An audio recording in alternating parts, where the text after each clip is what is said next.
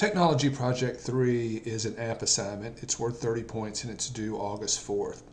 The first part of this assignment just recaps some of the highlights of the benefits associated with mobile devices like tablets and smartphones and Chromebooks, laptops, type mobile devices.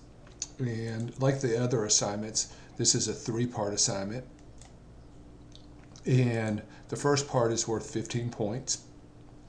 And in this part, you're going to identify 15 apps to use in your class. Let me blow this up a little bit. You're going to identify 15 apps to use in your class. Everyone should review Seesaw. It's a great app. It was just talked about in the Kentucky Go Digital conference yesterday. It's one that I've been focusing on with students for several years. Primarily, I learned about it first at the ISTE conference, but a colleague of mine, Mary Morgan, who is an elementary school teacher at Lincoln, is a huge proponent of Seesaw, and she's convinced me of its worth, and so I want everyone to. And folks, this assignment is not just read the blurb about the app and put it on your list. The spirit of this assignment is that you learn how to use your 15 apps, that you actually go in and spend the time. That's why you have 2 weeks to do this, and I'm giving you 2 weeks. I know you still have your other one that you're working on, but you've got to, can kind of multitask and be working on this. It's one that I really hope that you'll take advantage of this time to learn about the 15 apps that you identify. You cannot use any apps or technology that's covered in this class. So, any of the assessment technologies, Kahoot, Flipgrid, Remind, we'll learn about Remind later, or any other technologies that you've learned about in the class. At least one of your apps must address 21st century literacy skills. Next, we're going to what I want you to do is to use a Google Doc to create a page with a table for for each of your 15 apps that you've identified, and the table should have the following columns: one for the name, one for a link where you can download it, and then one where there's a description of that. And you can see what I want in that description: the cost, the content area, the grade level. You can look at the other areas also. You can click right here and see an example of what that looks like, right? So this is what yours should end up looking like.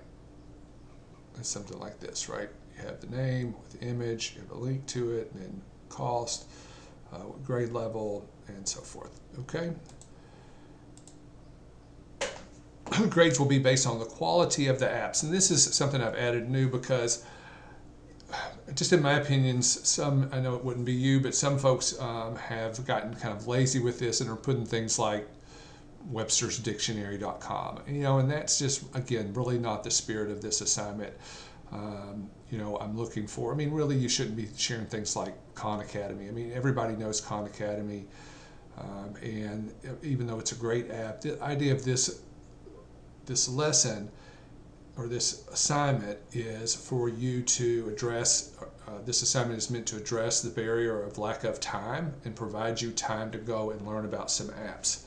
And those apps should be new ones. Things like, Starfall, those are, apps that most folks, probably know about if you have kids. Some of you might not know about that one, but that may not be a good example. But there are plenty of them that, in the past folks were using Kahoot. And not only, does everybody know about Kahoot, but we had covered it in class, so I had to put that rule in there. Okay, so, make sure that you're challenging yourself to find apps that are going to benefit you and your students. Okay. Part 2, 7.5 points at the bottom of the Google document that you've created. In part 1, I want you to describe how you would use just one of the apps. Okay. Describe what the app does. Explain how this app scored on Tony Vincent's evaluation rubric, or if you're using the rubric about literacy apps, how it scored on that rubric. Explain how you would use this app in a lesson, include the grade level and the content area being taught. Connect it to at least one of the S, and that's the student and teacher standards. How does it meet that? and then describe how the app, what level in the SAMR level it is, and how it meets the TPACK framework. And again, in that, what we're looking for there is the center. So in other words, you're going to explain how this technology supports teaching this content knowledge. Okay, and again, what you're looking at is, what we're answering here with is the question, why? What is the value added by using this app? Why are we using this app? Why aren't we just using paper and pencil or whatever you would normally teach it with? Okay, and then part 3 is also worth 7.5, and this is where you're going to create a video. You're going to present your 3 favorite apps to your classmates in that recorded video.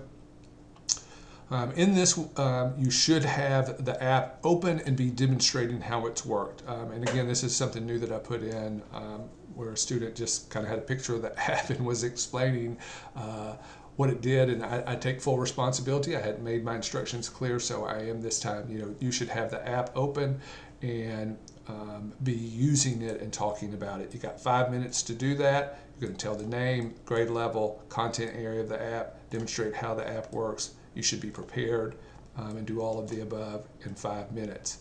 And in this section, I just talk about some different ways that you can present that.